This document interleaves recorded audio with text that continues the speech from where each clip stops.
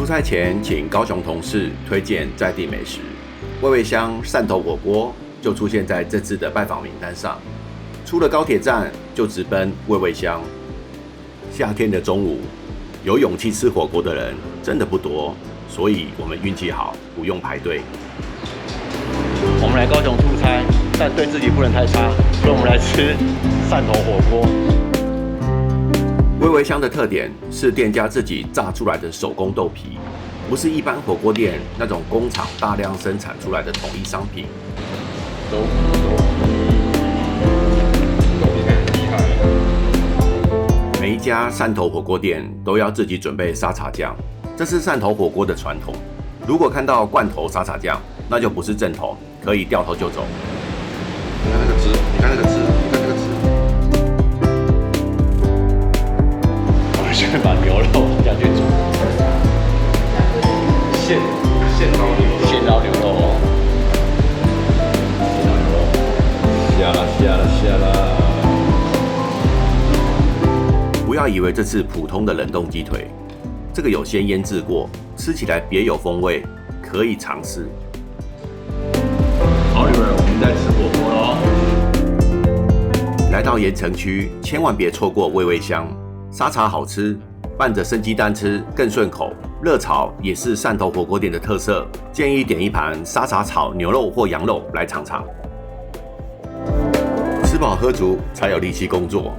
今天公费出差拜访台湾文博会，今年的展出主题群岛共振，强调体验至上的岛屿宣言。好热，太热了，我们为了台湾的产业，从台北飞奔到高雄，这已经是高风亮节了。我跟你讲，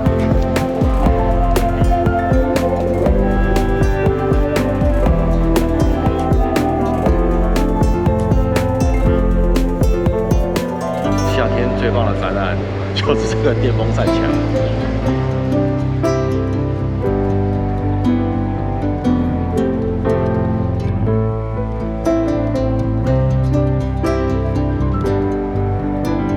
冰也是展览的主题之一，宝岛冰果室这个主题馆在夏天展出最适合不过了。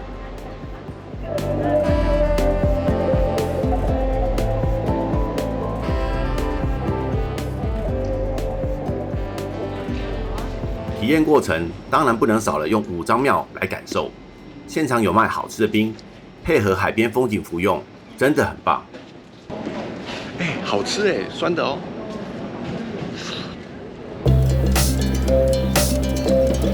由于场地限制，展览被分隔成好几个小区，但主办单位与策展人巧妙利用这个缺点，以短暂的步行距离，让观众体验沉淀后归零，反而更容易接受新展区截然不同的主题。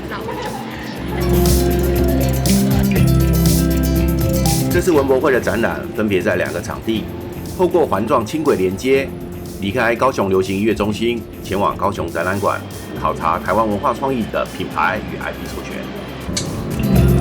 完全看不懂他的刷卡机制是在干什么。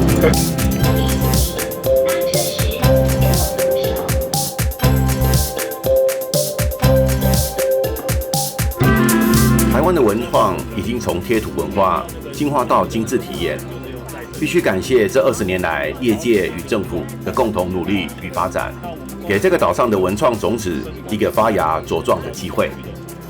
这次接触到许多厂商，同时具备创意与设计，以及永续环保与材料开发的能力，让我对台湾文化创意产业发展的前途信心十足啊！